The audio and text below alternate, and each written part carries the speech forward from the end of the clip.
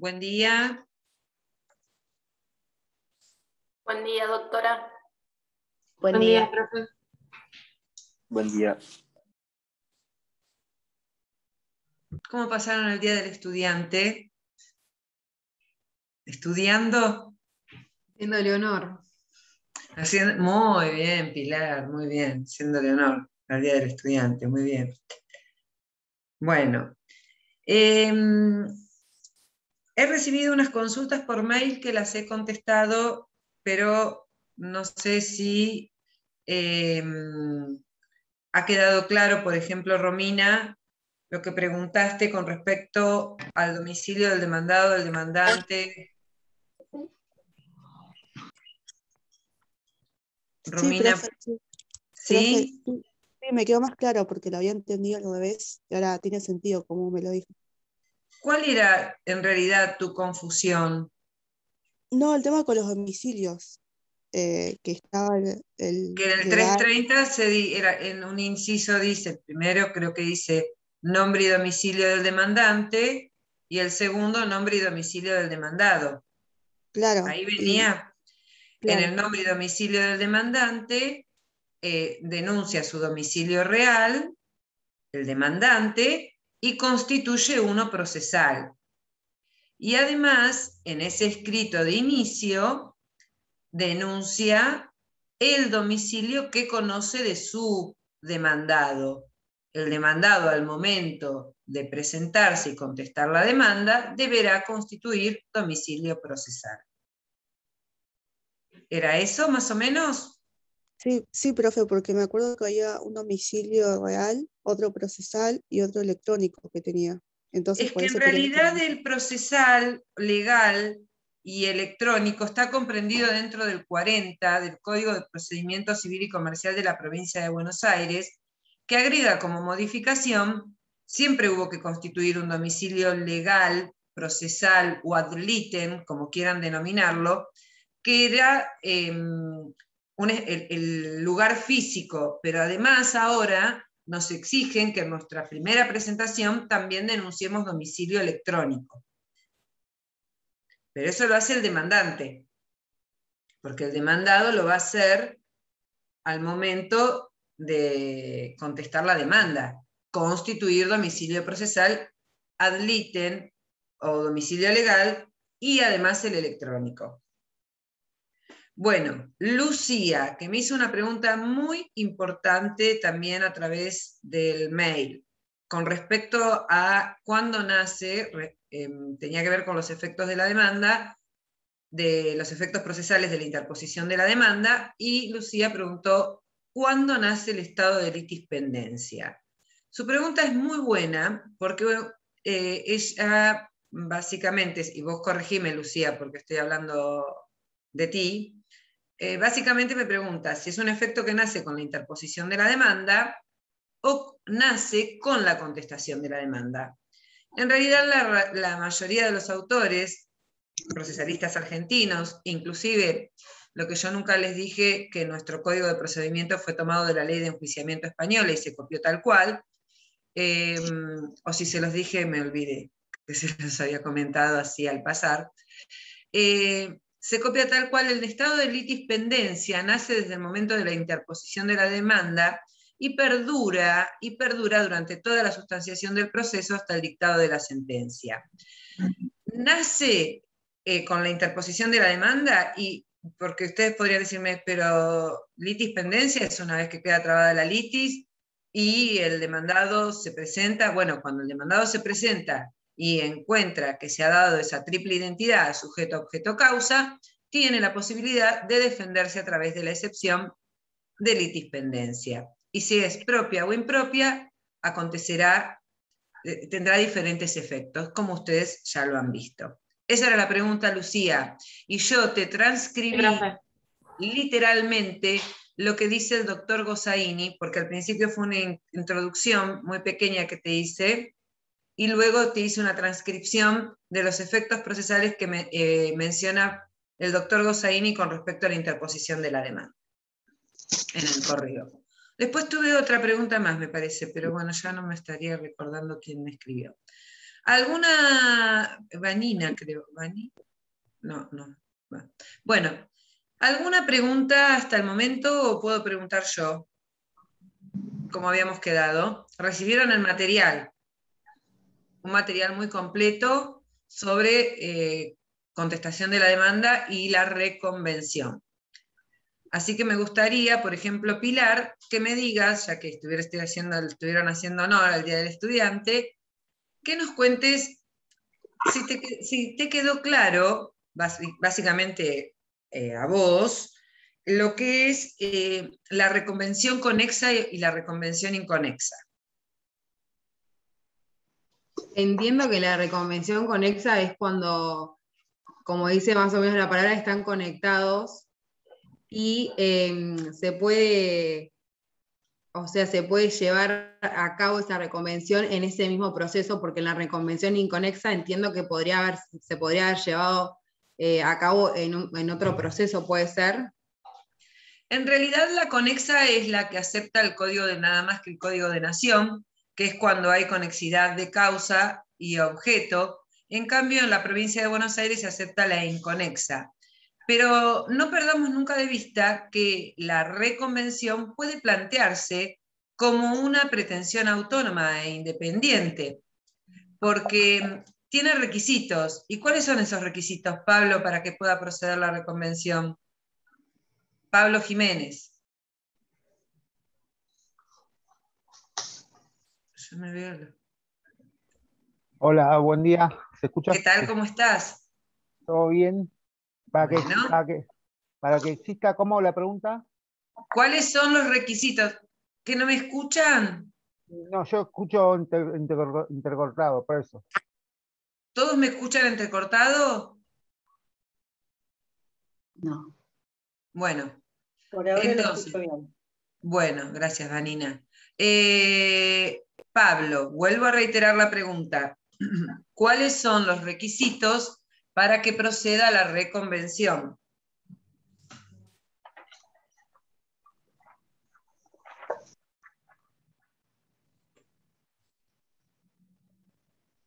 Bueno, ¿quién lo puede ayudar a Pablo? Así no perdemos tiempo porque estamos contrarreloj.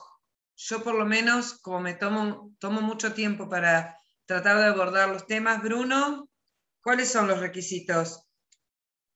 Y en principio la reconvención debe tener los requisitos de la demanda, luego debe ser competente el mismo juez, Muy debe bien. versar sobre la misma materia.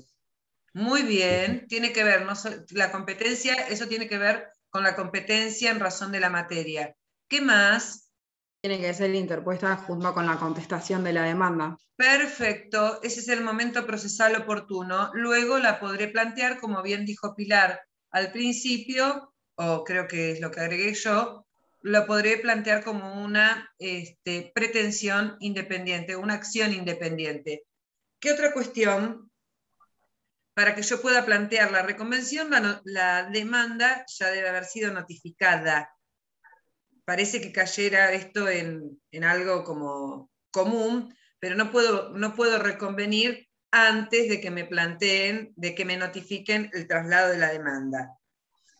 Otra cuestión, otro requisito procesal es que debe tratarse de los mismos tipos de trámites. No puedo reconvenir, es decir, la reconvención siempre se tiene que adaptar al proceso en el cual se ha planteado la demanda. Entonces debe tratarse de los trámites deben ser los mismos. Y tiene que haber o no conexidad o un nexo de interdependencia, que significa establecer cuál es la pretensión principal, como la demanda reconvencional, permitiendo que se dicte una única sentencia, porque esa es la finalidad en la reconvención, que se dicte una única sentencia. ¿Quedó claro? ¿Algún otro tiene algo para...? Esos son requisitos procesales. Igual hay requisitos de admisibilidad de la reconvención, y que tiene que ver con la simultaneidad de pretensiones, y acá va cuando hablamos de simultaneidad de pretensiones, acá va la acumulación por inserción. ¿Se acuerdan esto que les genera a ustedes el proceso acumulativo? No sé si lo tendrán claro por reunión, por inserción, originaria objetiva, originaria subjetiva, sucesiva, etc. Bueno, como ustedes mismos, hay un micrófono abierto, dijeron, Marta, ¿tenés el micrófono abierto? Perdón. No, no hay problema. Debe plantearse en un mismo escrito, dice, creo que el 355 debe plantearse en un mismo escrito al momento de contestar la demanda. La verdad que este requisito de plantearse en un mismo escrito no hace a una cuestión de que me lo vayan a rechazar si yo lo planteo en escritos diferentes, pero lo hago al mismo tiempo. No necesariamente tengo que plantearlo en un escrito que diga contesta demanda reconviene. Puedo contestar la demanda por un lado, si a mí me queda más práctico y más cómodo, y por el otro lado es presentar conjuntamente el escrito que lleve el título reconvención, reconviene, etc. Lo que también es importante es que de la reconvención se debe correr traslado a la parte contraria y se la debe notificar por cédula o personalmente como el traslado de la demanda, porque no es ni más ni menos que una demanda que acaba de interponer el demandado. Por eso dijimos que en la reconvención, creo que lo dije en la clase anterior y si no lo vuelvo a repetir, cuando se reconviene, además de cumplirse con todos los requisitos de la demanda, se debe pagar el anticipo de ius previsional, el bono ley 8480, y si tiene tasa de justicia, se pagará la tasa de justicia.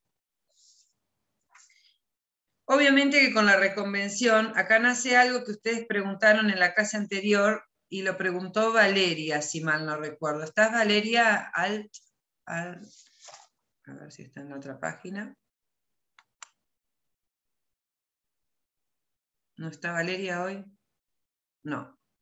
Bueno, lo preguntó Valeria que tenía que ver con el tema de qué pasaba. Yo dije que todo aquel cuando yo interponía la demanda y se contestaba la demanda, el demandado tenía la carga de reconocer, de acuerdo a lo que dice el 314 del Código Civil, todo aquel documento privado cuya firma estuviese inserta en él, reconocer o negar. Bueno, acá va a pasar lo mismo. En la reconvención se van a agregar documentos sobre los cuales el accionado, porque pasa a ser reconvenido, el reconveniente y el reconvenido tendrá que decir si esos documentos, esa firma que se le atribuye, le corresponden o no le corresponden a él. Estaríamos dentro de la franja de los nuevos hechos que podrían acontecer o parecer en esta oportunidad. Bueno. Doctora, ¿le puedo hacer una pregunta? Sí, Bruno. Sí, con respecto a la diferencia entre el Código de Provincia y el Código de Nación. Sí. Lo que sería la reconvención inconexa, ¿no procede en Nación, puede ser? No, no procede, lo dije en la clase anterior, lo vuelvo a reiterar. Para saber. Solamente lo admite el Código Procesal de la Provincia de Buenos Aires. Nación después de la reforma de la Ley 22.432, si mal no recuerdo, en el 357 del Código de Nación, no admite la reconvención inconexa, solamente debe haber conexidad. Por eso yo en ese momento los invité a leer ese artículo. ¿Qué se genera con la reconvención? Un estado de litispendencia, todo esto lo tendrían que saber ustedes y no repetirlo yo. Se formaliza la acumulación objetiva de acciones, que es lo que vengo pregonando desde cuando les dije que había una acumulación por inserción. Las pretensiones se vinculan y tienen un tratamiento en conjunto, resolviéndose en una sentencia única. ¿Y qué pasa con el tema del impulso procesal? Les compete a ambas partes impulsar el proceso. no voy a entrar en la caducidad de la instancia de una y de la otra. ¿Qué pasa cuando caduca la instancia de la reconvención? Bueno, vemos, eso tendrían que verlo. Los que yo en el material que les mandé, les dije cómo dice en el material cómo se ha pronunciado la jurisprudencia con respecto a la caducidad. Entonces, se los voy a dejar, ya que no lo han hecho para el día de hoy, para vuestra lectura. Y la consulta, si quieren y si pueden, me la hacen en el encuentro que sigue, que va a ser el de la clase que viene.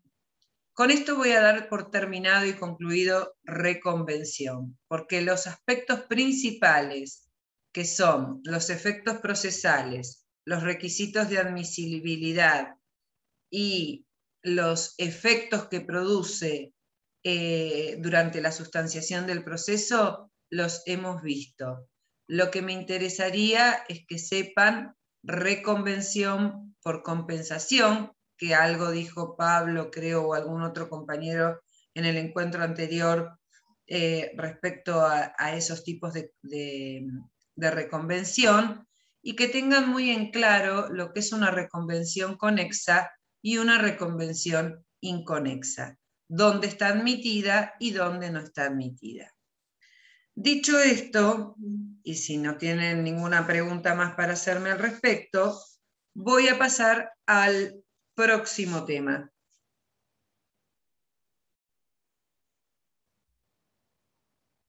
¿Tienen alguna pregunta?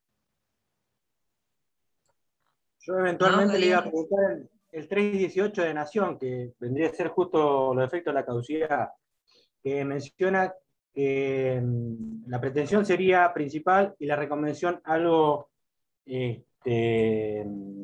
sería principal y accesorio. O sea, si yo soy reconveniente, no me convendría pedir la caducidad de instancia de la contraparte porque me afectaría la mía. Si soy reconveniente, que soy el actor. ¿Se escuchó o me tildé? Sí, Daniel, sí te escuché. Ah, bien. A mí me preguntás si te escuché. Sí, porque me pone el cartelito, su conexión es inestable, por eso me... No, pero te escuché. Bueno, es la verdad que lo que has dicho es un aporte muy importante, porque la jurisprudencia tiene dicho que resuelto como las instancias son indivisibles, esto si se diera de nuevo principios procesales, no estaríamos hablando de la indivisibilidad de la instancia. Visto lo cual, la caducidad de la instancia afecta tanto a la demanda como a la reconvención, toda vez que a ambas partes le corresponde impulsar un mismo procedimiento. Más allá de la conveniencia o no conveniencia de lo que vos acabás de leer de la letra del artículo, como hay una indivisibilidad de la instancia, trae aparejada la caducidad de una y de la otra. Entonces, el proceso, que es esa carga de impulsarlo, le corresponde a ambas partes, porque en definitiva, lo que vos acabás de analizar, Daniel, es que yo estoy posicionado como actor y como demandado y viceversa.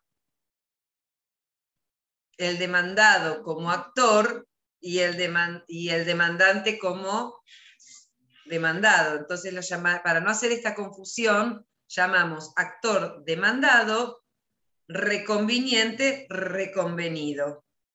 Pero no dejan de ser dos demandas que se van a tratar en un mismo proceso, de dos reclamos que tienen entre las partes y que se va a resolver a través del dictado de una sentencia única. Muy bien el análisis y lo que la jurisprudencia acompaña lo que dice el 318. ¿Quedó claro o me escuchaste entrecortado? Sí, está bien. La instancia es única, aunque las pretensiones sean independientes entre sí. Muy bien, es indivisible. La instancia es indivisible. Es indivisible. Por eso la caducidad de una trae aparejada la caducidad de la otra. Bien. Bueno, nos vamos a un punto que no trae mayor complicación, por suerte. Estoy buscando el programa. El allanamiento. No lo tengo a mano, pero sé que es el allanamiento lo que viene con posterioridad. Sí, lo tengo a mano. ¿Cómo me voy a tener a mano el allanamiento? Allanamiento, concepto, admisibilidad, clasificación, como sin cumplimiento. Bueno, lo primero que les quiero decir, y que ustedes ya lo saben, pero recordar un concepto de lo que es el allanamiento. El allanamiento no es ni más ni menos que el reconocimiento, es una de las actitudes que puede tomar el demandado, y es el reconocimiento que hace de la pretensión del actor. Es decir, poniendo cualquier ejemplo, por ejemplo, situando una obligación de dar, admite que tiene que dar o que una suma de dinero que tiene que pagar, entonces lo admite, reconoce esa pretensión. Pero el allanamiento puede darse en cualquier etapa del proceso, siempre antes del dictado de la sentencia. Ahora bien, ustedes podrían decirme, bueno, pero de acuerdo a lo que nosotros leímos sobre costas, el allanamiento debería darse, o para que el allanamiento sea tomado en cuenta, debe darse siempre y cuando el demandado no se encuentre, el demandado no se encuentre en mora, debe ser real, incondicionado, total, efectivo, y si me olvidé de alguna... apareciste, Valeria, te cité recién. Cité Perdón. una pregunta que habías hecho la clase anterior. Recién Sí. dejé al nene en el jardín. Bueno, no hay problema. Pero te cité a vos sobre algo que habías preguntado la clase anterior. Real y oportuno. Me faltó la palabra oportuno. Bueno, en realidad el allanamiento debe ser así para poder eximirme del pago de las costas. Pero el allanamiento, como reconocimiento de la pretensión, tengan en cuenta que puede darse en cualquier oportunidad del proceso, siempre hasta antes del dictado de la sentencia. ¿Qué quiere decir con esto? Que si no cumplo con aquello que establece artículo 70 del Código de Procedimientos, que tiene que ver con las costas, no me voy a eximir de costas. Me van a imponer las costas por más que haya reconocido la pretensión del actor. Bueno, esto quiero que quede claro porque pueden entrar en confusión que la única posibilidad que tengo de hacerlo es en el momento de contestar la demanda, la oportunidad procesal de contestar la demanda. Y no es así.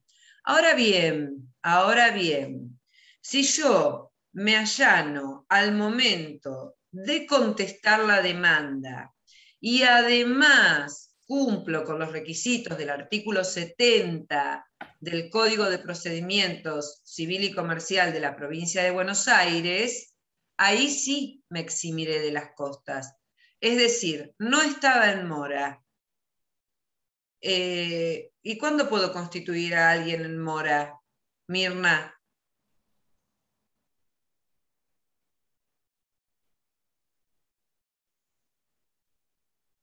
Cuando está debidamente citado, puede ser. ¿Y cómo estaría debidamente citado? Antes, es decir, yo lo constituyo en mora, ¿de qué manera? Notificándolo. Y a veces el Estado, ese es un efecto sustancial de la notificación de la demanda, pero puede haber sido que lo haya constituido en mora a través de una interpelación extrajudicial. Por ende, si viene a allanarse, yo ya le había mandado una carta documento para que me pague, concediéndole un plazo para que me pague, diciéndole en qué domicilio para que me pague, y no lo hizo, bueno, ya ahí no se va a eximir del pago de las costas, por más que en su primera presentación se allane. ¿Se entendió esto que estoy explicando?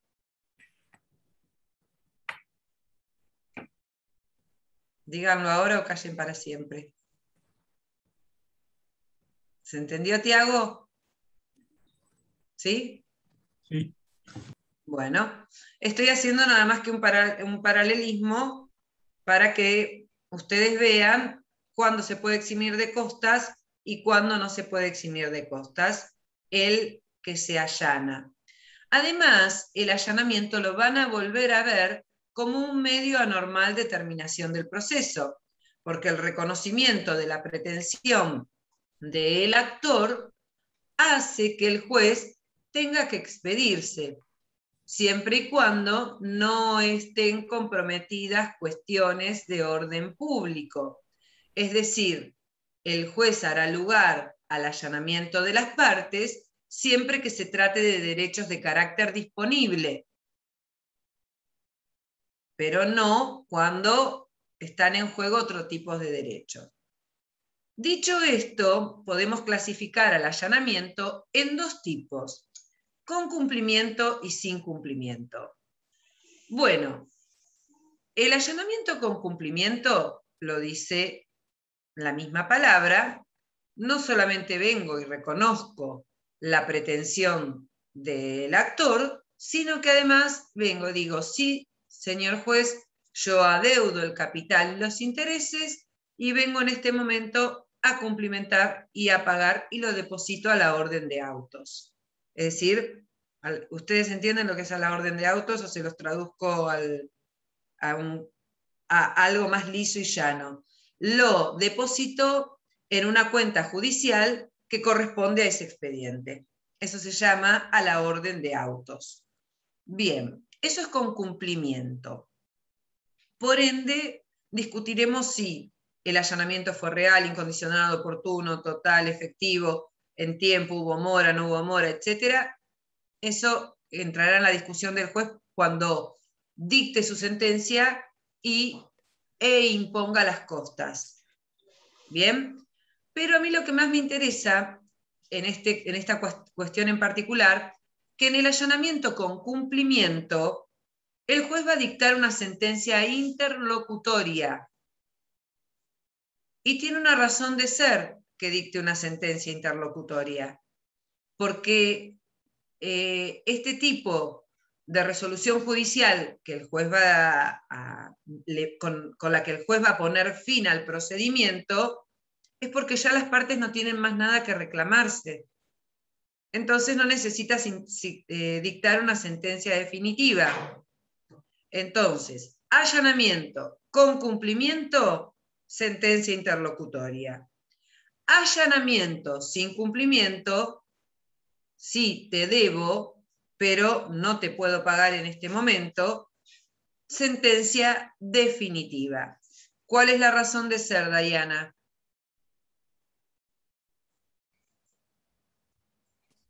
Porque hay una controversia y tiene que dejar claro el juez.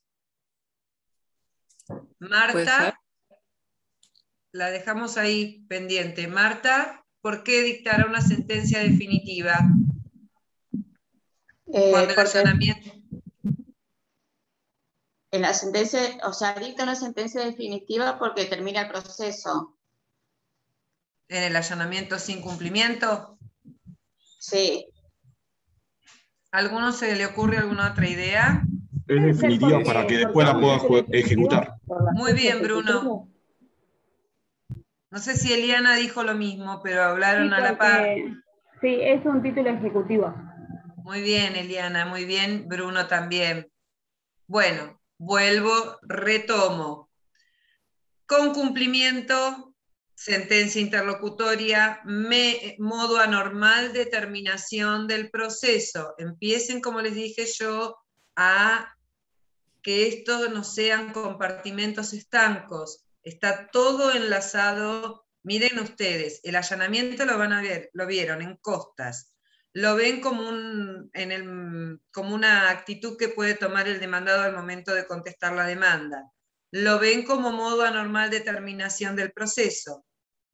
Vean que el allanamiento aparece en varias etapas procesales y entonces por eso esto de ir teniendo un razonamiento lógico, como acaban de decir vuestros compañeros, cuando el allanamiento es sin cumplimiento, te debo pero no te puedo pagar, el juez inmediatamente dictará una sentencia definitiva. ¿Por qué? Para que yo lo pueda ejecutar esa sentencia, porque ¿de qué me sirve que me reconozca la pretensión si no ha cumplido? Y si el juez no dictara este tipo de sentencia, que es sentencia definitiva de carácter ejecutoria, que se transformará en carácter ejecutoria, yo tendría que volver a iniciar un nuevo proceso para volver a reclamarle que me pague. Entonces, como él reconoció ya, yo ya tengo el camino allanado, acaba de reconocer allanamiento, ya tengo el camino resuelto. Dijo, sí, te debo, no te puedo pagar o no te voy a pagar, pero reconozco tu pretensión. Y el juez dicta una sentencia definitiva. Yo con esa sentencia definitiva la tendré que ejecutar. Después veremos en la segunda etapa cómo se realiza el trámite de la ejecución de sentencia. ¿Quedó claro esto? Es muy sencillo. Las costas no me voy a referir a ellas porque entiendo que lo han visto acabadamente en su oportunidad. Ya saben cuándo se le imponen las costas y cuándo se exime de costas. No quiero ser reiterativa. ¿Alguna pregunta? ¿Tan claras hoy?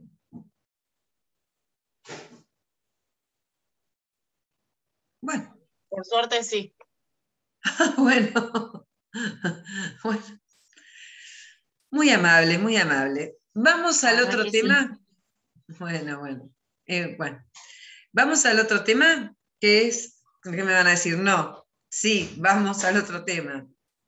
Vamos a la contumacia o rebeldía. Es un tema muy interesante, que es otra de las actitudes que puede tener el demandado frente al traslado de la demanda. Aquel que ha sido debidamente citado a domicilio conocido, que no compareciere o abandonar el proceso, se le puede pedir la rebeldía, la cual se notificará por cédula o por edictos si ya no se conociera el domicilio. Eso lo dice el artículo 59, en más o en menos, porque no los, vuelvo a insistir, yo no los recuerdo de memoria. Pero sí me gustaría que ustedes tengan un concepto de lo que es la rebeldía. Es un acto procesal omisivo,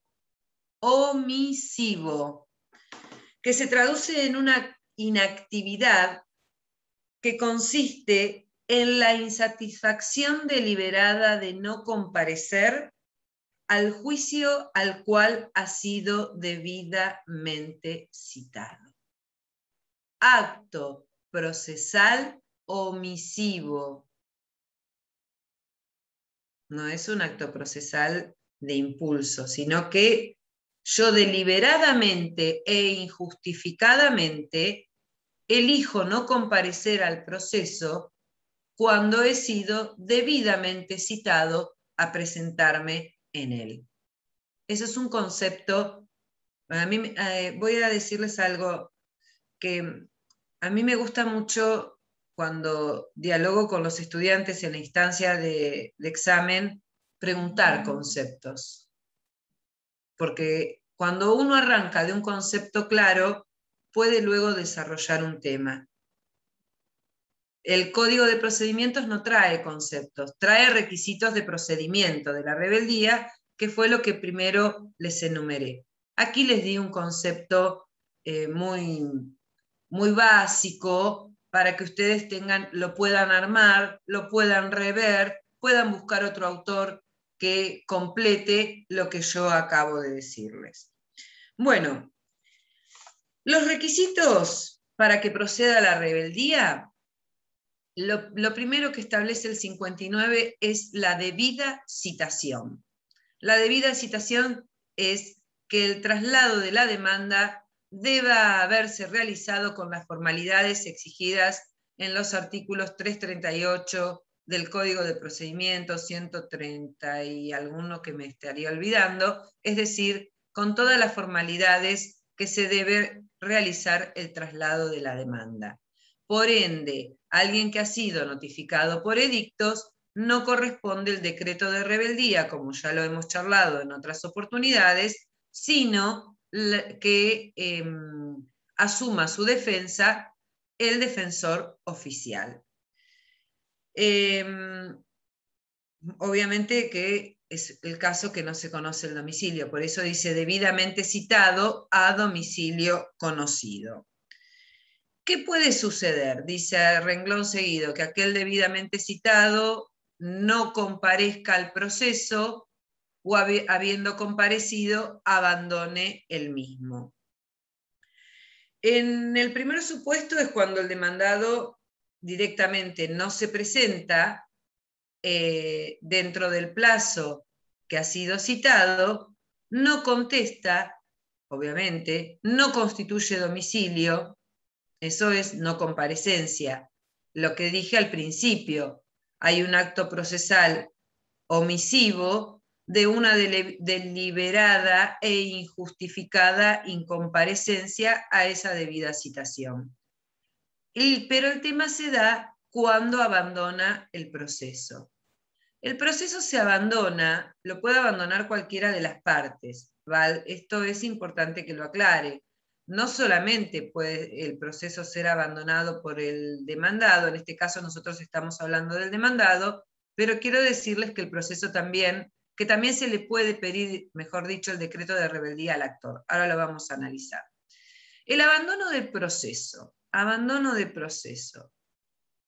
A ver, Cristina, ¿cuándo te parece a ti que puede haber abandono del proceso?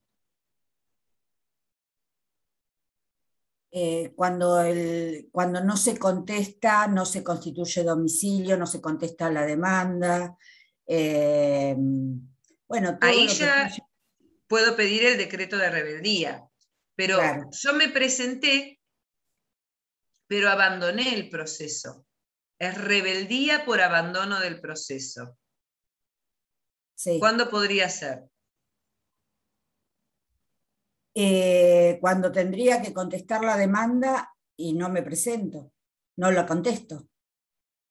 Puede ser cuando... A ver, Aldana. Puede ser cuando no se realiza ningún acto procesal útil que tiende como al impulso del proceso. ¿Qué opina el resto? Me gusta lo que dice Aldana, para abrir debate. Puede ser una vez que ya está trabado. Ocurre el plazo. A ver, ¿quién iba a hablar? ¿Lucas? Ay, no sé. Quería decir que una vez trabada la litis puede abandonar el proceso, ¿o no? Claro, el abandono se da una vez trabada la litis, pero ¿en qué supuestos? Como dijo Aldana. A ver, Pilar quiere hablar Pilar, después te dejo a vos, Virginia. Perdón. No se pidan perdón, es la formalidad, es lo que nos han llevado a una causal de muerte sería y no poner herederos sería, o sea, que no intervengan los herederos sería una causal de abandono del proceso. Muy bien, bueno, me gusta. ¿Y Virginia, ibas a aportar algo más? Sí, iba a decir el caso de fallecimiento, la renuncia del abogado. Muy bien, bárbaro. Ahora vamos a redondear la idea. La falta de impulso procesal no acarrea el abandono del proceso. La falta de impulso procesal trae aparejada otro instituto, que es la caducidad de la instancia. Como muy bien dijeron, está igual, por eso me gusta este tipo de debates que podemos armar en pantallita, porque no está mal tu pensamiento, Aldana, y es el pensamiento de muchos que creen que el abandono del proceso se da por no impulsar, no concurrir a una audiencia, no presentar un recurso en tiempo y en forma, etcétera. La falta de inactividad de actos procesales útiles. Ese tiene otra consecuencia que es la caducidad de la instancia. Acá es muy puntual el código con respecto al abandono del proceso.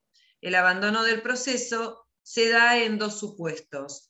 Que uno es el artículo 43 del Código de Procedimiento Civil y Comercial de la Provincia de Buenos Aires, que se refiere al caso de cuando la persona fallece o se torna incapaz.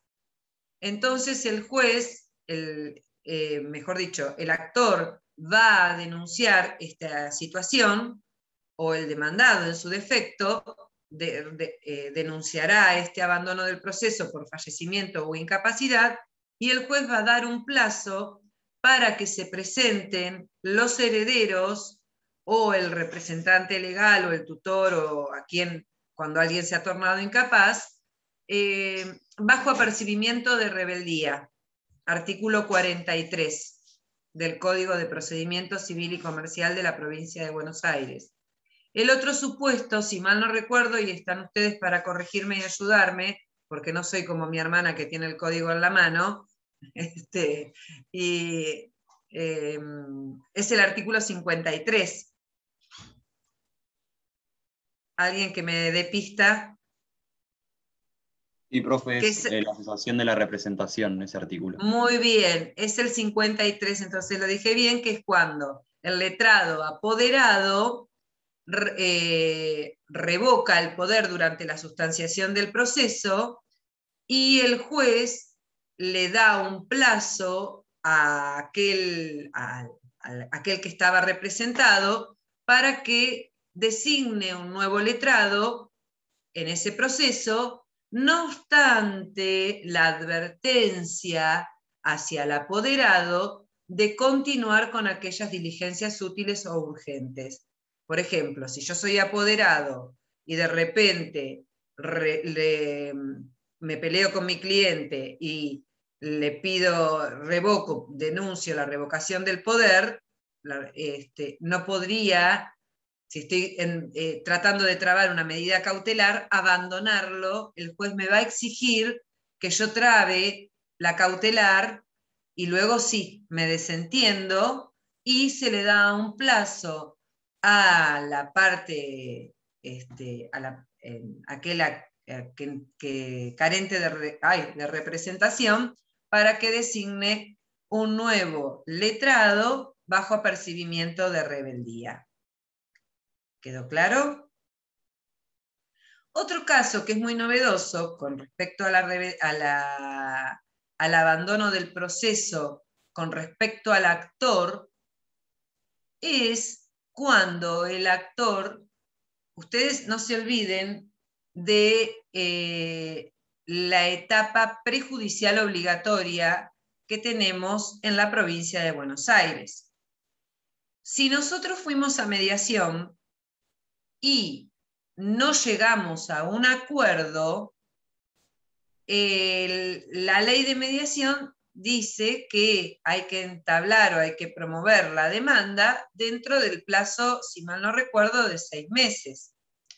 Caso contrario, si yo no lo hago, yo actor no lo hago, el demandado podría pedirme el decreto de rebeldía. Esa es la rebeldía del actor. Y no es por abandono del proceso.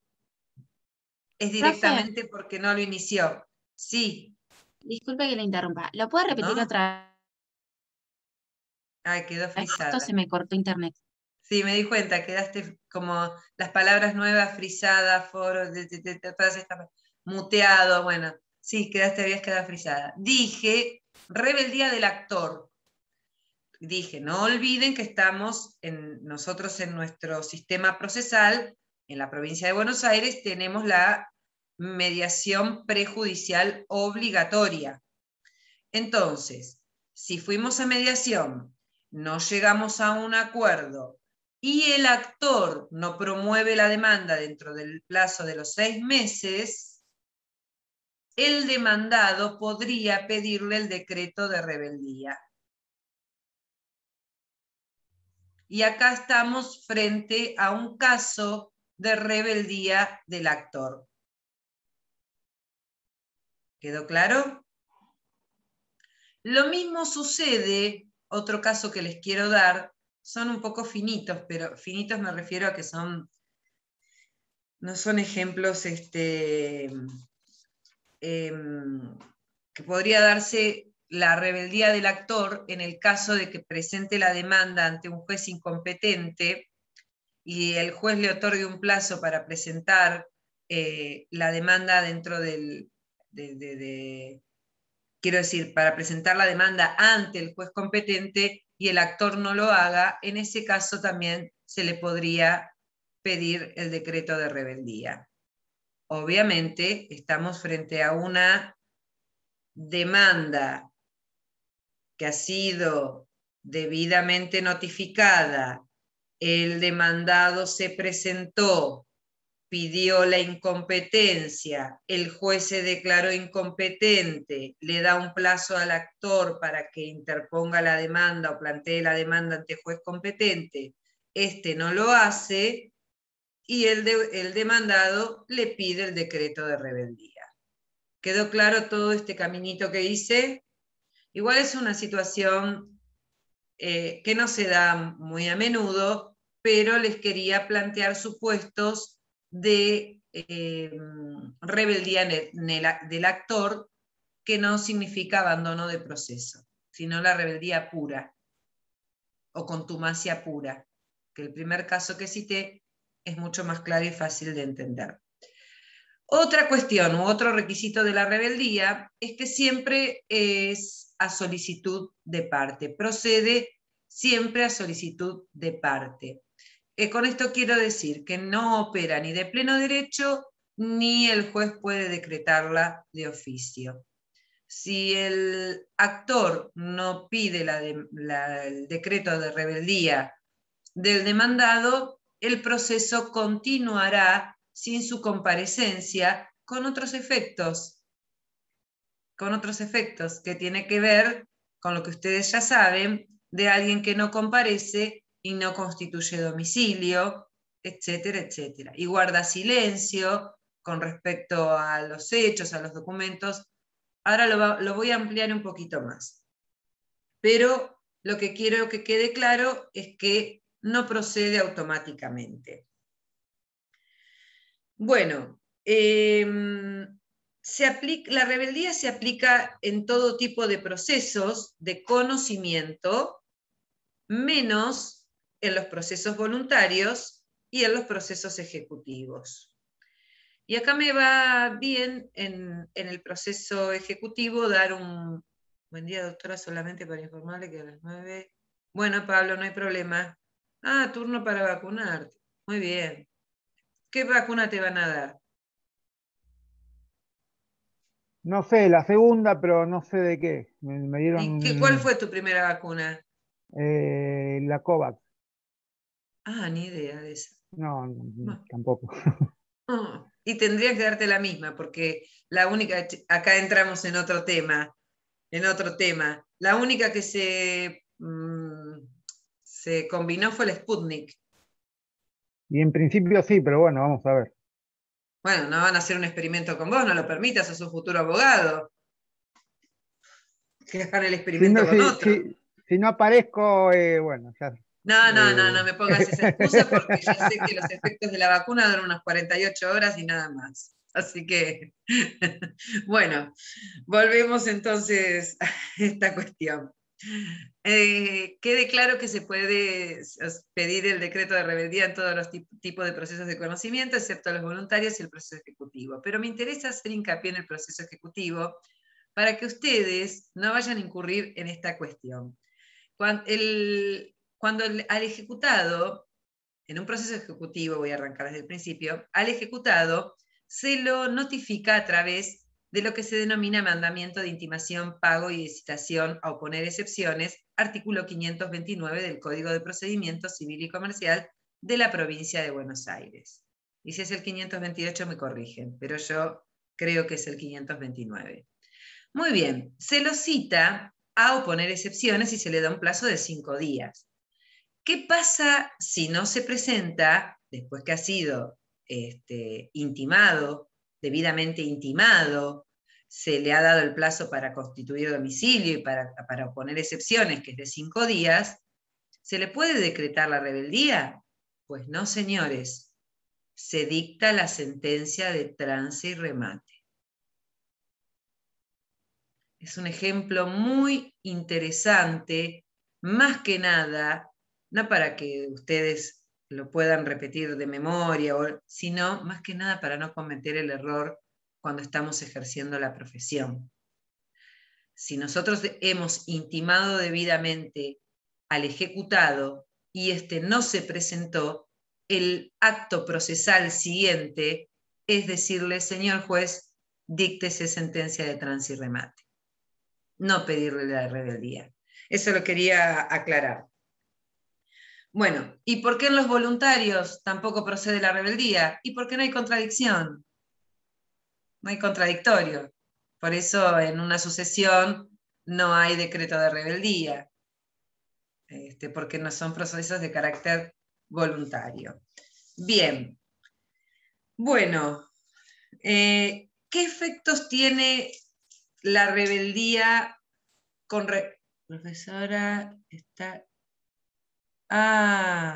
bueno, no hay problema, Carla, lo tendremos en cuenta. Gracias por avisar.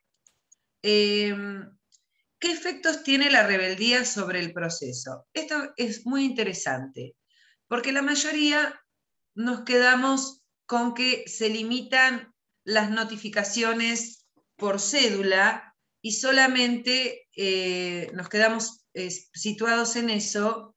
Manuel, la cámara, Franco, la cámara. No estoy durmiendo. Bien. Sino que los efectos de la rebeldía son mucho más amplios. En primer lugar, va a tener efectos sobre los hechos. Sobre los hechos se equipara al silencio. Por ende, si se equipara al silencio, ya analizamos acabadamente el 354 y dijimos que con respecto al silencio, el juez podrá tener como ciertos esos hechos pertinentes ilícitos. Entonces, primer efecto que quiero tomar o rescatar de la rebeldía sobre el proceso es con respecto a los hechos.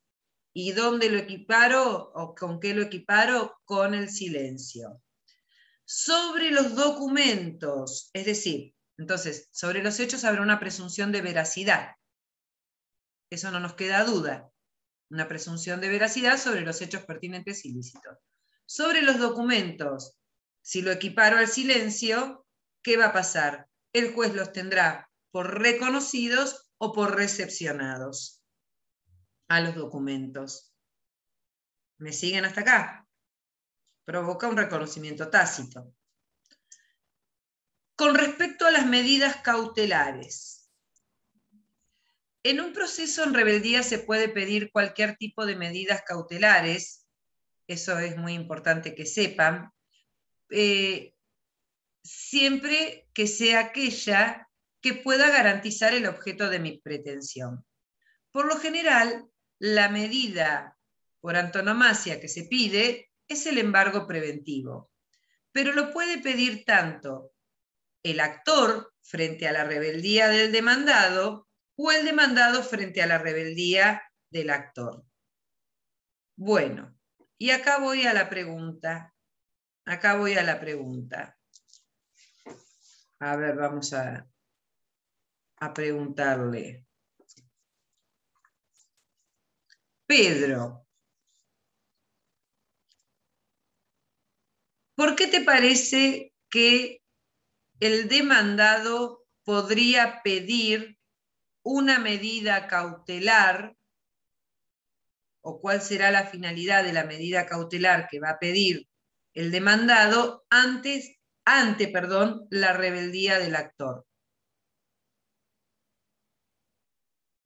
Tu opinión, quiero. ¿Puede ser en caso del demandado haber reconvenido? No vamos a poner un caso de reconvención.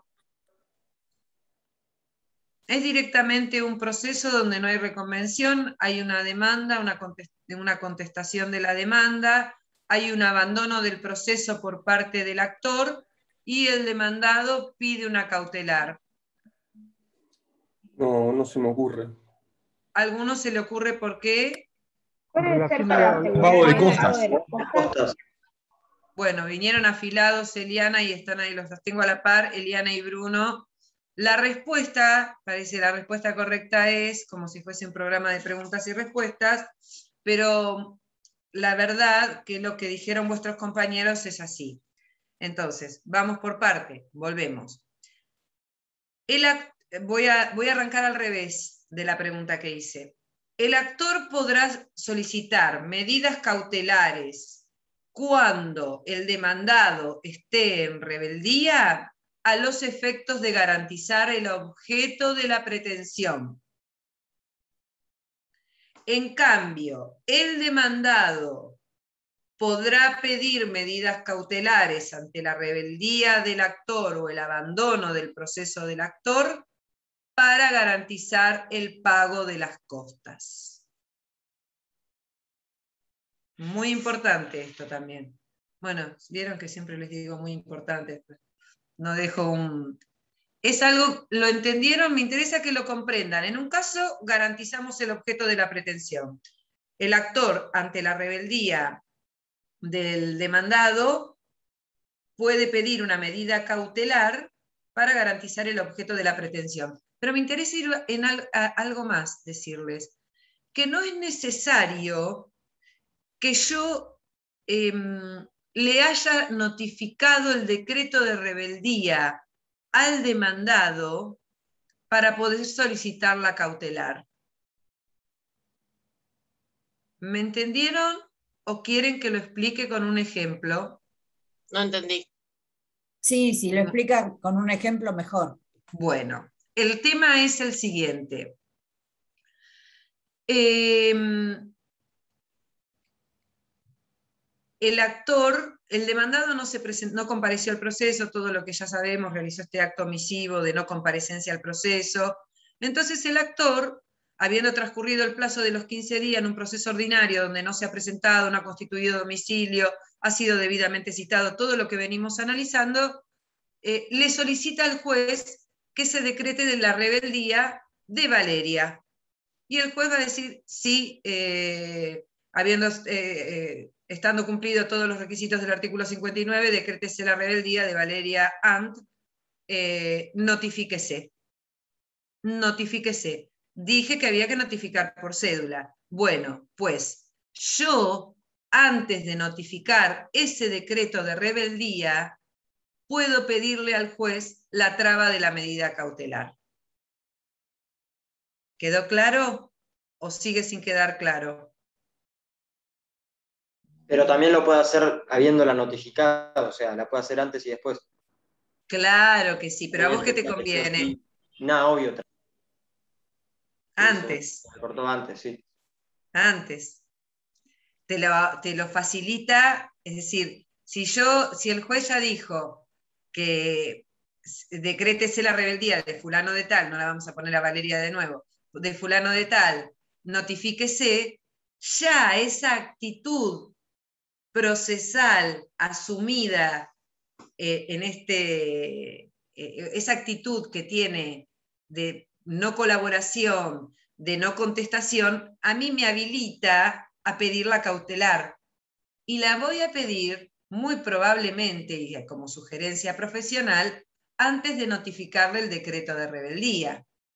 Porque aquel que no comparece al proceso, ni siquiera para constituir domicilio, es porque no tiene voluntad de cumplir absolutamente nada. Ya su conducta procesal está hablando del comportamiento que va a tener. Entonces, me permite a mí, el solo decreto de rebeldía, pedir una medida cautelar antes de notificarlo al decreto de rebeldía.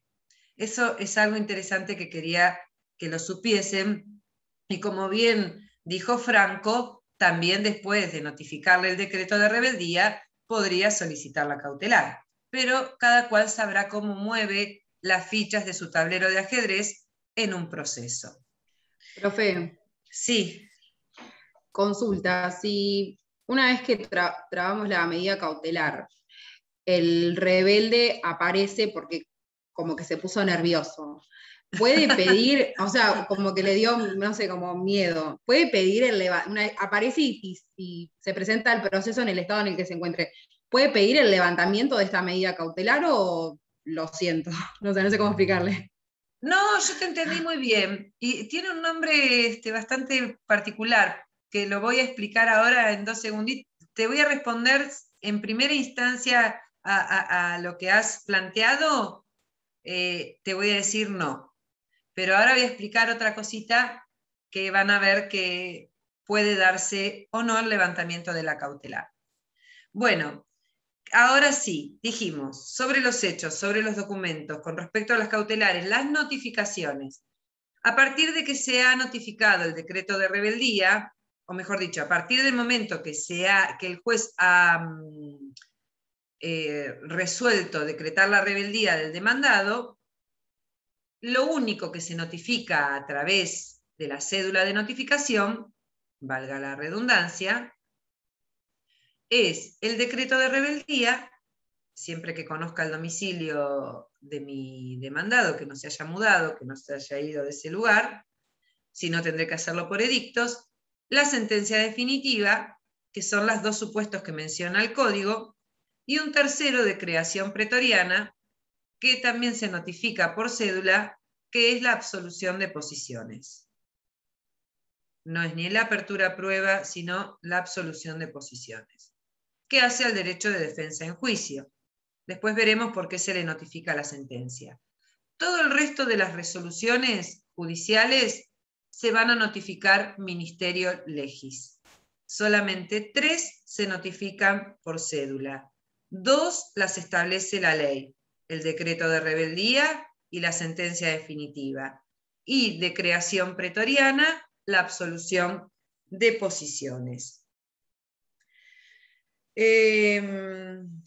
Bueno, a ver si me acuerdo de algo más que pueda decirles.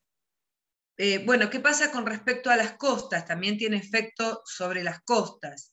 El artículo 60 del Código de Procedimientos de la Provincia de Buenos Aires establece que el rebelde va a cargar con las costas generadas por esa actitud procesal asumida durante la sustanciación del juicio. Entonces, cargará con las costas por la actitud, las que él mismo ha generado por esa actitud omisiva. Hasta acá son los efectos que tenemos sobre el proceso. Ahora me gustaría agregar 2 cuestiones más, 2 diferencias con respecto al proceso ordinario y al proceso sumario. Como bien dijo Pilar, el rebelde o el contumaz podría presentarse en cualquier etapa del proceso, pero la sanción que tiene impuesta es que debe continuarlo en la instancia que se encuentre. No lo puede retrogradar. Aquel que ha sido debidamente citado, a domicilio conocido, y se presenta en el proceso, lo tiene que tomar en la etapa en que se encuentre. Por ende, no puede retrogradar el proceso. Ahora bien, ¿qué sucede en un proceso ordinario si se presenta antes del ofrecimiento de la prueba? Podrá ofrecer prueba de descargo. Prueba de descargo. Porque ya no hay hechos controvertidos ni conducentes, los documentos se van a tener como reconocidos porque se equipara al silencio. En cambio, es decir, ¿y qué es prueba de descargo? Nadie se preguntó qué es la prueba de descargo. Y la prueba de descargo es aquella tendiente a revertir o desvirtuar aquellos hechos que hacen a la pretensión del actor. Solamente eso es prueba de descargo. Revertir o desvirtuar los hechos, pues ya sabemos que con los documentos ha perdido la oportunidad procesal. En cambio, en el proceso sumario no tiene esta oportunidad. Si se presenta con posterioridad, obviamente, si se presenta en cualquier etapa del proceso, aún antes de la producción de la prueba, no va a tener la oportunidad de ofrecimiento, ya que la prueba, como ustedes bien saben, en el proceso sumario se ofrece y se acompaña con los escritos de postulación. Era una diferencia que quería marcarles para que vean o para que puedan observar que si se presentase el rebelde en un proceso ordinario antes de la etapa de prueba, puede ofrecer prueba para desvirtuar los hechos contenidos en la pretensión del actor. No así en el proceso sumario. Y el artículo 61 del Código de Procedimientos de la Provincia de Buenos Aires hace mención a lo que yo les estoy refiriendo, porque dice que el juez recibirá la causa a prueba siempre y cuando lo considere pertinente y con la excepción donde, es decir, siempre va a abrir a prueba cuando no estén en juego derechos de carácter disponible, sino derechos va a abrir siempre a prueba cuando se encuentre comprometido el orden público, aún en un proceso en rebeldía. Esto también es muy importante que lo tengan en cuenta. Artículo 61 del Código de Procedimientos de la Provincia de Buenos Aires. Y ahora vamos a tratar de dar respuesta a algo que abrió Pilar, que es, y tiene un nombre que se llama así técnicamente, purga de la rebeldía. ¿Cómo purgamos la rebeldía? ¿Cómo eliminamos la rebeldía? Yo no puedo presentarme en el proceso y decirle, señor juez, vengo a presentarme en esta etapa del proceso, porque cuando fui debidamente notificado, no sabía qué hacer, me recomendó, el primer abogado que consulté me recomendó que no lo hiciere. No, señores, eso no va, no existe. Pero sí existe lo que se denomina la purga de la rebeldía y lo establece el artículo 64. Mejor dicho, el 64 dice que una vez que el rebelde se presenta en el proceso, deberá tomarlo en el estado que se encuentre y será tenido como parte. ¿Qué opinan ustedes? ¿Recién en este momento se tiene como parte?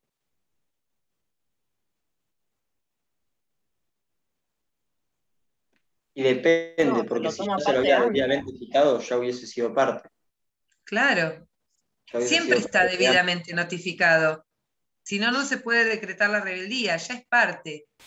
Es un tema semántico que ya era parte, no va a ser tenido como parte en esa oportunidad procesal, ya era parte, porque ha sido debidamente citado al proceso, a domicilio conocido. Lo voy a reiterar hasta que terminemos de dar esta charla. Porque ese artículo 59, aunque ustedes no lo puedan creer, trae los 4 requisitos para que proceda la rebeldía. Creo que son 4. Debidamente citado, domicilio conocido, que no comparezca y que se pida, y el pedido de parte. 4. 4, así es más fácil, me quedan más fácil los deditos. Pero puede ser, bueno, en el caso de que ha sido debidamente citado, se presenta, no puede retrogradar el proceso, eso ya lo sabemos y lo tenemos muy en claro. Pero hay algunas excepciones, que es cuando ha mediado la citación de la notificación del traslado de la demanda ha sido declarada nula. Nula. Miren qué importante que es esto. Cuando la cédula de notificación del traslado de la demanda ha sido declarada nula y me trajo como consecuencia la declaración de rebeldía, y yo me presento y pido la nulidad de la cédula del traslado de la demanda y el juez hace lugar, entonces, ¿qué pasa? Purgo la rebeldía. Tengo derecho a contestar la demanda. ¿Me siguen hasta acá? Sí, sí. Bien. Es el único momento en que puede retrogradar. Claro. Si pidió la nulidad de la notificación de la demanda, el efecto de la nulidad de la notificación de la demanda es que los actos procesales que acontecieron con posterioridad quedan sin efecto y por ende le da la posibilidad a aquel que ha sido mal declarado en rebeldía de contestar la demanda. Purga la rebeldía. Ese es un caso de purga de la rebeldía. Y el otro caso es el caso de fuerza mayor, donde pueda demostrar que se me ha tornado imposible comparecer al proceso en tiempo y en forma. Un ejemplo de fuerza mayor podría ser que en el momento que me notificaron o me dieron traslado de la demanda, hubo un terremoto, una inundación, una pandemia, etcétera, etcétera. En ese caso, si puedo demostrar mi incomparecencia por fuerza mayor, purgo la rebeldía. Vuelvo a insistir que purgar la rebeldía significa retrogradar el proceso y poderlo tomar en la instancia o que me permita a mí contestar la demanda y hacer valer el ejercicio del derecho de defensa en juicio y debido proceso. El apersonamiento del contumaz, cuando el contumaz o el rebelde se presenta en el proceso, tiene ciertas consecuencias. En primer lugar, se regulariza ¿qué? Las notificaciones. Cuando el contumaz se presenta al proceso, se regularizan las notificaciones. Si, de acuerdo a la etapa en la que se presente, si pudo purgar la rebeldía, podrá oponer excepciones e inclusive pedir la prescripción de la acción planteada en su contra.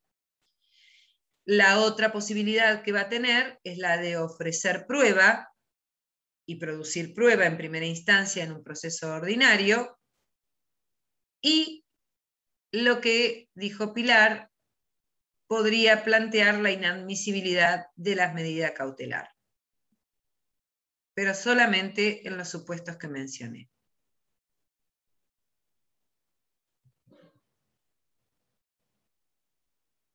¿Alguna pregunta? Yo tengo una consulta que no recuerdo bien con el tema de la prescripción. ¿Puedo poner la prescripción en el rebelde? Si se ha pedido la nulidad de la cédula de notificación del traslado de la demanda y el juez ha hecho lugar a la misma, cuando se presenta puede plantear la prescripción o poner la prescripción, es decir, esa va a ser su primera presentación, en definitiva. ¿Alguna otra pregunta?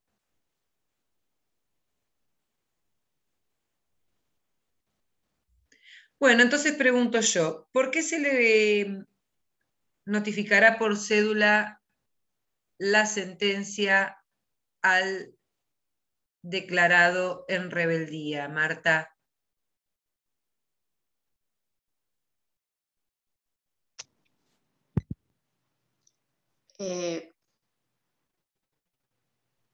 Porque produce, como es una sentencia definitiva, produce un cambio personal en él. ¿Por qué se le a ver qué opina Gianluca Carnevale? No, el otro es Gianfranco, así que no necesito decir el apellido. Gianluca, ¿por qué se le notificará por cédula la sentencia definitiva? Por el alcance que tiene la sentencia, los efectos que produce, además de que su domicilio es conocido y está debidamente notificado, se lo puede notificar por cédula, al igual que el decreto de rebeldía. Pero eso lo dice la ley, pero yo quiero saber por qué. Otra de las cosas que me sucede siempre es que no abandoné la edad del por qué. Así que los que me conocen saben que continúo con el por qué.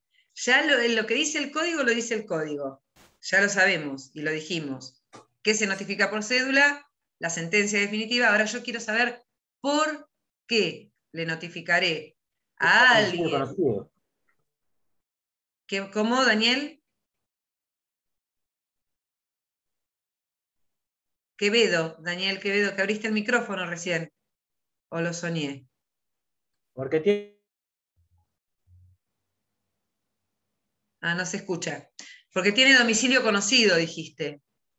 Quedó frisado, pero bueno, no ese es el caso. Puede ser porque adquiere cosa juzgada. Entonces La sentencia adquiere carácter de cosa juzgada. Exacto. Sí, la sentencia adquiere carácter de cosa juzgada, pero yo le notifico la sentencia a los efectos de ¿qué? De que la pueda recurrir, por ejemplo. Muy bien. Muy bien. Muy bien. Siempre que la sentencia no haya adquirido la calidad de cosa juzgada material, el contumaz puede recurrir la sentencia. Por eso se le notifica por cédula, no porque lo dice, y el código no lo dice porque sí. Tengan en cuenta que el legislador en ese momento no pensó, no dijo, bueno, ¿qué le notificamos por cédula?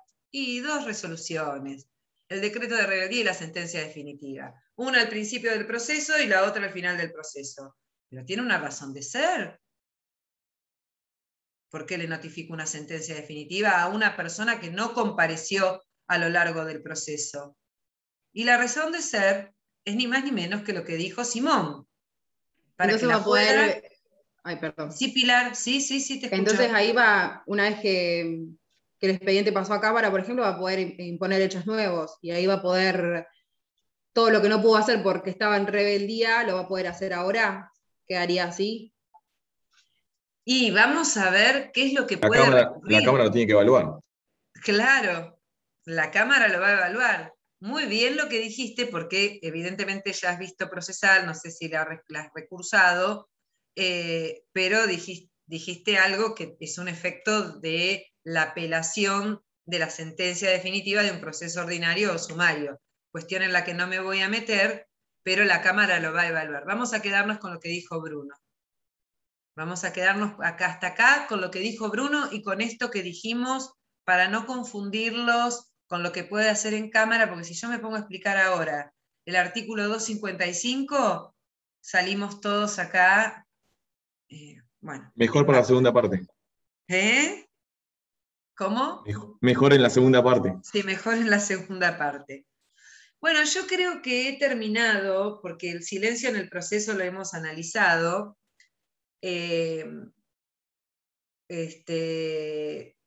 La sentencia solamente, porque acá ustedes podrían decirme, usted acaba de decir que puede recurrir la sentencia.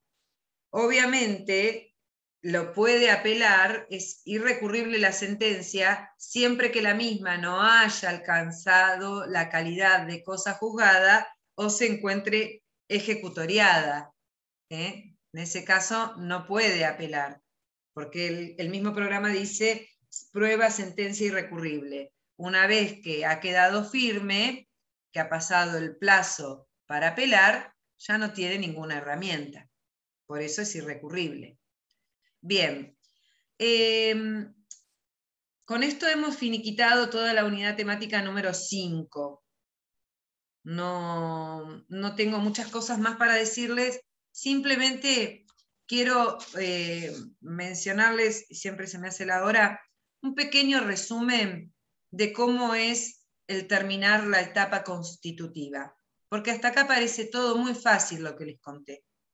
Pero lo primero que hay, tenemos una demanda, de esa demanda damos traslado, la notificamos por cédula, vamos a poner el caso de un proceso ordinario, por 15 días, entonces tenemos traslado de la demanda por 15 días, el demandado tiene ese plazo para contestarlo, pero ojo, antes puede oponer excepciones, y puede oponer excepciones dentro del plazo de 10 días, y contesta la demanda dentro del plazo de 5 días. Y además, puede suceder que al momento de contestar la demanda en el plazo de los 15 días, reconvenga. Entonces, opuso excepciones, contestó la demanda y reconvino. ¿Y qué sucede entonces?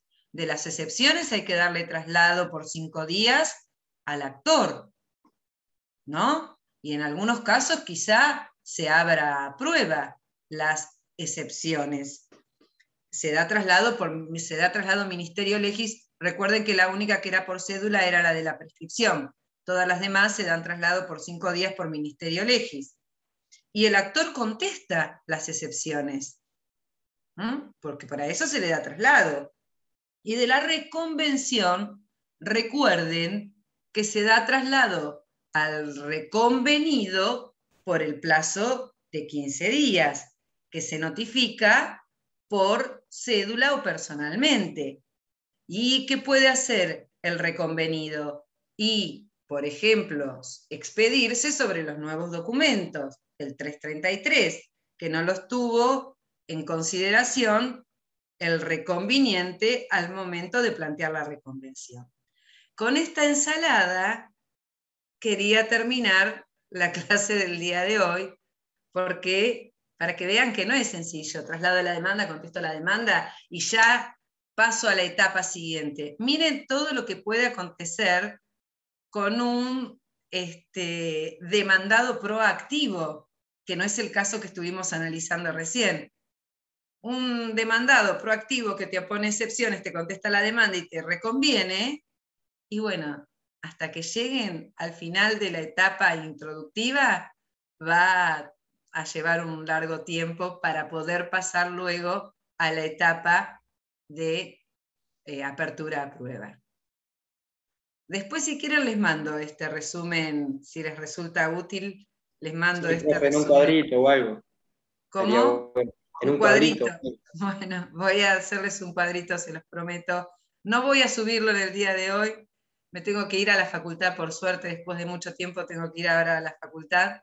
Pero vieron que siempre termino la clase y subo el material. Pero sí les prometo que lo voy a subir en el transcurso de esta semana, un cuadrito. Profe, le hago una consulta. ¿La semana que viene tenemos clase? Y sí. Ah, bien, bien. Y yo mi clase la voy a dar. No, yo le pregunto por las dudas. Es decir, yo mis temas los terminé. Las 2 unidades temáticas que me correspondía abordar, ya las terminé. Pero me parece que no se ha visto modos anormales de terminación del proceso y no sé, la doctora Nancy Arrieta, ¿por dónde va? Mañana, ¿qué daría Nancy mañana? Bolilla 7. Que es prueba testimonial y confesional. Claro. Y teóricamente terminaría ella con prueba confesional y testimonial, y quizá termine mañana. No sé, si va rápido, la termina mañana. Pero yo después me comunicaré con ustedes a través del Classroom, pero la clase que viene yo quisiera darles modos anormales de terminación del proceso. Quieren un examen oral que rendir el sábado 2 de octubre. Quiero decirles que hemos pedido cambio de fecha, pero no nos hicieron lugar al cambio de fecha, porque queríamos llegar un poquito mejor nosotros, ¿no? Y ustedes. Gianluca Carneval está, Pedro Rodríguez Jiménez no lo vi. Presente. Sí te pregunté y todo. Pilar Freixas, ausente. Juan Faco, ausente. Romina Puma está. Vanina Rosas estaba, ¿no? Sí, está. Franco Artoni está. Sofía Villalba está. Rosela Pacetti no la vi. Jessica Lescano no está. Pablo Jiménez sí. Francisco Juan también. Eliana Martiarena también. Constanza Tevez no la vi. Tiene ausente. Matías Gómez, tampoco lo vi. Como vienen faltando. Daniel Quevedo está presente. Cristian Quesada. Ausente. Carolina Telechea, hoy no la vi a Carolina. Ausente también. Tiago Solari, me pareció verlo, sí. Gianfranco Paniagua no lo vi. Acá, profe. ¿Dónde estás? Ah, ahí está Gianfranco. Mariana Luna, no la vi.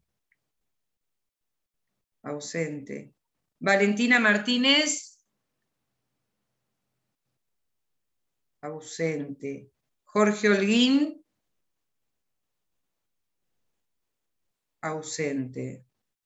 Rocío Guido. Presente, profe. Ah, Rocío. Karen Gabilondo sí la vi, Valeria también, Lisandro Cubillas también. Manuel Oliver. Presente. Oliver. Ah, presente. Dayana está, Mateos también lo vi, Nicolás Abete no lo vi. Acá estoy. ¿A dónde está? Ah, no. Lucía González, ausente.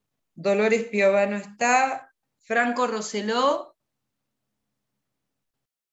no, tampoco está. Rocío Belén Fiego, tampoco la vi. ¿No está? Ausente. Lucas Isín está, Yamila Cruz también, Pilar Aranciaga también, Mirna Valdés también, Carla Romero le voy a poner un presente, Estefanía Crowell también, Zoe López Freidenberg no la vi, Zoe Panebianco sí, a Cristina Rometti también, Ignacio Altamirano me pareció... Ah, Juan, te puse ausente. ¿Qué, Juan, yo? Juan Faco. Ah, yo estoy.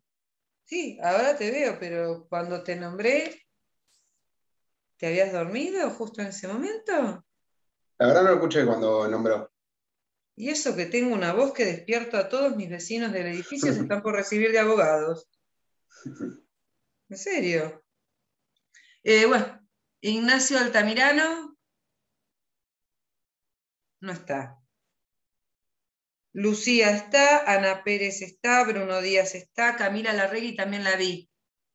Sí, acá presente, profesora. Ah, sí, la vi. Aldana Contreras también. Estaba. Sí, acá estoy. Sí, está Aldana. Virginia N. también, Marta Alegre también, Victoria Gamayo también, Simón García también. ¿Hay alguien que no he puesto presente? A mí, Romina profe. Puma, ya te puse presente, ¿eh? A mí no me nombró, me parece. ¿A quién? Valentín Prieto. A ver, Valentín, ¿dónde estás? Ah, porque te puse presente. No escuché. Ya te puse presente, sí, algunos ya los buenísimo. conozco y les voy poniendo. Después Bueno, les puse gracias. a todos. Bueno, nos vemos el miércoles que viene. Profe, disculpe, le quería hacer una... Pregunten. El tema de los programas, ¿cada uno con su programa o todos del 2018 hacemos? ¿Qué diferencia hay con uno y otro? Son mínimas las diferencias, creo que con la doctora Bauer habíamos visto que en el del 88 había un tema que en el 18 se había sacado. No me acuerdo cuál es ahora. Sí, puede ser familia, cuestiones de familia, pero está la segunda parte, principios procesales que ya no está. No, vamos a tomar con el programa ayornado, con el que estamos Juro que a mí dando. me tomaron con el nuevo. Sí, por eso, vamos a tomar con el programa ayornado, con el nuevo. ¿De qué nos Bueno, sirve? ¿es hasta la bolilla 9 inclusive? Entra la bolilla 9, por eso mi intención de dar modos anormales de terminación del proceso la semana que viene. Le quería Bien. preguntar respecto del parcial, si les podíamos elegir un tema o ustedes arrancaban preguntando. Mira, yo la verdad no tengo inconveniente con que los estudiantes elijan un tema. Mi caso en particular estoy hablando. A veces hay estudiantes que necesitan preparar un tema para poder arrancar a hablar, se sienten más cómodos y eso no implica que después pasemos por el resto del programa. o que haga preguntas sobre el tema preparado. Así que eso, yo la verdad no tengo inconveniente en eso. Pero creo que Marcela no le gusta que preparen tema, directamente arranca a preguntar. Doctora, ¿ya es Sí. inamovible la fecha entonces del 2 de octubre? Lamentablemente sí. A mí me ¿El horario parece... se sabe? Nosotros comenzaríamos 8:30 de la mañana, teóricamente. ¿Y va a haber turnos, sabe, doctora? Para saber a Por qué hora eso voy a tenemos ir que a ir. la facultad ahora, a ver qué me van a decir. Ah, bien, Porque perfecto. sé que está la facultad en remodelación, no sé si alguno ha tenido la posibilidad de ir presencial, sé que algunos no son de acá y sé que también algunos han pedido que se les tome virtual y han justificado los motivos, es decir, no están residiendo en la ciudad, por ende, creo que tu caso, Estefanía, vos vas a rendir virtual. Sí, sí, que también estoy operada del pulmón, entonces para evitar también contagio, Claro. prefiero ir virtual. Sí, sí, por eso te pregunté cómo estabas el otro día de salud, más que nada. Bueno, ¿Usted considera que para el sábado vamos a estar todos rendidos? Porque yo el lunes tendría otro examen Claro, yo Como también, es- en mi caso. y no lo pudimos mover al del 4, no se pudo también modificar. y todo depende de cuántos se presenten a rendir examen. Todo depende de cuántos se presenten a rendir examen. Ustedes saben que acá todo puede cambiar de un momento para otro. Hasta el otro día en nuestra cátedra, el doctor Turina dijo inamovible la fecha, pero bueno, esto de Profe, a inamovible. mí me llamó la atención eso que no se pueda mover la fecha porque vi que también coincidía con la otra procesal, entonces supuse que No, capaz no, era un poco somos lógico. la comisión 1 y la No, no, comisión de digo la noche. con procesal penal, digo que se juntaban las dos el mismo día, por eso. Sí, a mí Ah, me pasó ¿sí? eso. Yo estoy en Sí, a procesal algunos penal compañeros les también. pasó. Claro, yo estoy en procesal penal y me coincidieron las dos, el 2. Pero bueno, procesal penal me toman el 4. Así que estaba buena esa la pregunta de si efectivamente íbamos a rendir el 2, porque en realidad tenemos solo el domingo para repasar procesal penal y presentarse. Sí, sí, ¿y qué materias? Bueno, yo les quiero decir lo siguiente. La lista se va, así como utilicé la palabra purgar, porque hay algunos que han faltado y bastante, y que ya no estarían en condiciones de rendir. Así que bueno, eso se van a enterar muy próximamente. Por ejemplo, esta persona llamada Eros Foco, conmigo vino una sola clase y no vino más. Y hay varios que están un poquito flojitos de papeles con el tema de las asistencias. No sé, Rosela Pacetti con los otros profesores, bueno. Pero ya hay algunos que no están en condiciones de rendir, porque no alcanzaron el 75% de asistencia. Todo depende de la cantidad de estudiantes que se presenten el día sábado a rendir. Porque quiero también hacerles un comentario respecto a nuestro pensamiento como cátedra. A nosotros no nos genera una presunción de que el estudiante se tomó una semana más para estudiar. Al contrario, consideramos que ha perdido una instancia a la que tenía derecho a acceder, a su primer parcial. Lo aclaro a esto porque cuando yo era estudiante, y me acuerdo en la asignatura procesal penal, cuando yo me presenté directamente en el recuperatorio y después de rendir el examen, me dijeron, te sacaste un 4 porque tuviste una semana más para estudiar. Entonces, No me eso digas también eso que... No eso me me digas quedó eso que muy yo grabado. quería presentarme a recuperatorio directamente. Eso me quedó muy grabado como estudiante, entonces yo hoy lo repito como docente, después de tantos años, que a mí no me genera una presunción de que el estudiante tuvo una semana más. Al contrario, perdió una instancia, que es la de presentarse a su parcial. Ahora bien, quedará en cada cual si va a tomar la determinación de presentarse el sábado o al sábado siguiente, y nosotros haremos el esfuerzo humano de tomar a la gran mayoría el día sábado. ¿Cuántas mesas va a haber, doctora? ¿sabe? Una virtual seguro. Y presencial no Sí, sé la si doctora vamos a Bauer hacer. creo que es en Zoom. Sí, está aislada. Va a estar aislada. O cumpliendo el aislamiento. Como no sabemos, después del 1 de octubre capaz que no hay más pandemia, ¿eh? Así que no sabemos. Ya ahora no hay más pandemia. Capaz que la doctora Bauer, con su pauta de vacunación, y a partir del 1 de octubre, el 2, está en la facultad. ¿Hay posibilidad de que nos tomen de la otra comisión, profe, o toma usted?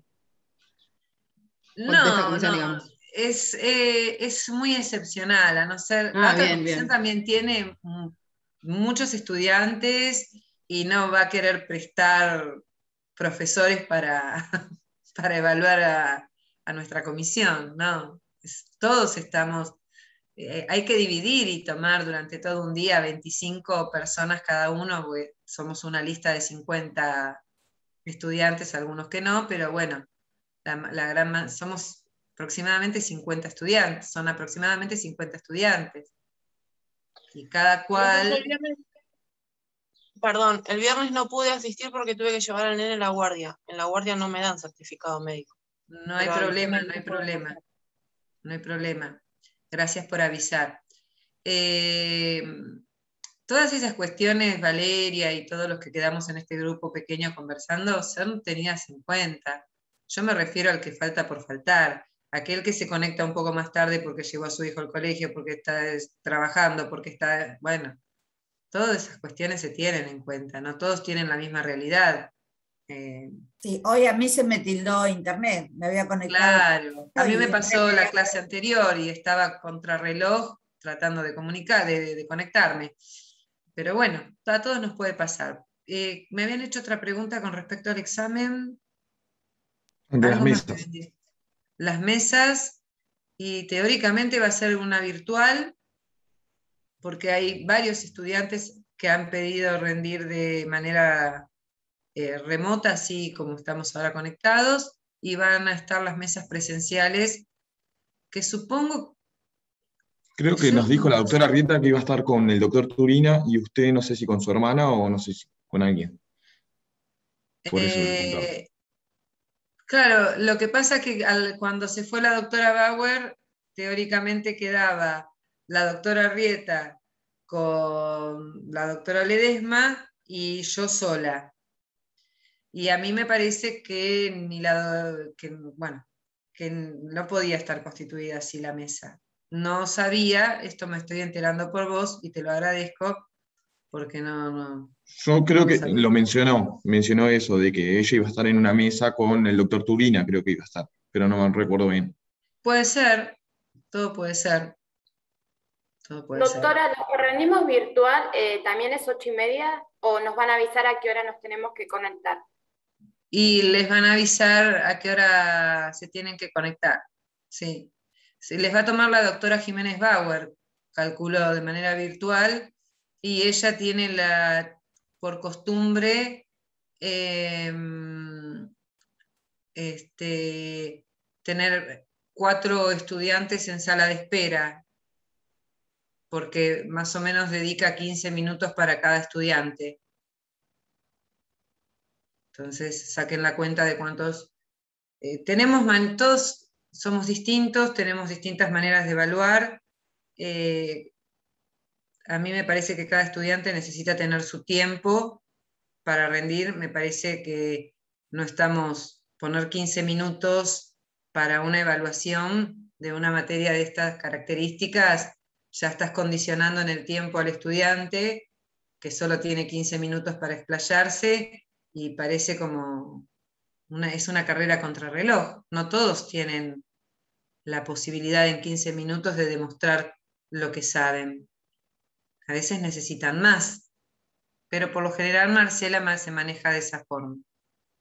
Yo cuando tomo virtual voy llamando por teléfono a cada uno de los estudiantes para que entre en sala, para no tenerlos en espera indefinida, porque demoro más en tomar examen. ¿Mm? Pero bueno, todo esto será informado a través de la Classroom, de cómo va a ser la metodología, el horario y lo que falte ajustar de acuerdo al momento del parcial. Por lo pronto, el miércoles que viene nos volvemos a ver. Que les vaya bien. Gracias, profe. Muchas gracias. Profe, gracias. Cualquier duda, ya saben, me escriben. Gracias. Chao. Hasta luego, profe. Hasta luego.